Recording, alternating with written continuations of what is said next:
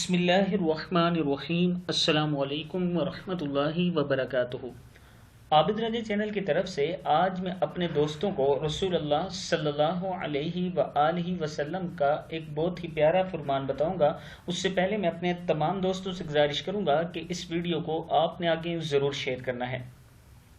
तो शुरू करते हैं। बिस्मिल्लाहिर्रहमानिर्रहीम। उम्मुल मोमिनीन हज़रत आयशा सिद्दीक़ा रज़ियल्लाहु ताला अन्हा कहती हैं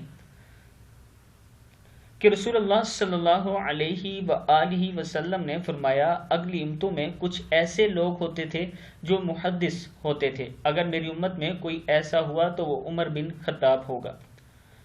मुहद्दिस इसको कहते हैं जिसकी ज़बान पर अल्लाह की तरफ से हक बात का इल्हाम होता है। जिब्राइल अलैहिस्सलाम वही लेकर इसके पास नहीं आते क्योंकि वो आदमी नबी नहीं होता। अल्लाह की तरफ से हक बात इसके दिल और दिमाग में डाल दी जाती है और फिल हकीकत के मामलात में उमर रज़ियल्लाहु ताला अन्हो की राय की तायद अल्लाह ताला ने वही के ज़रिए फरमा दी। किताब का हवाला ये नीचे मौजूद है, ये देख लें। जामिया तिर्मिज़ी में हदीस नंबर 3693 है जिसमें यह फरमाया गया है। मैं अपने दोस्तों से गुजारिश करूंगा कि इस वीडियो को आपने आगे ज़रूर शेयर करना है। अस्सलामु अलैकुम वरहमतुल्लाहि वबरकातुहू।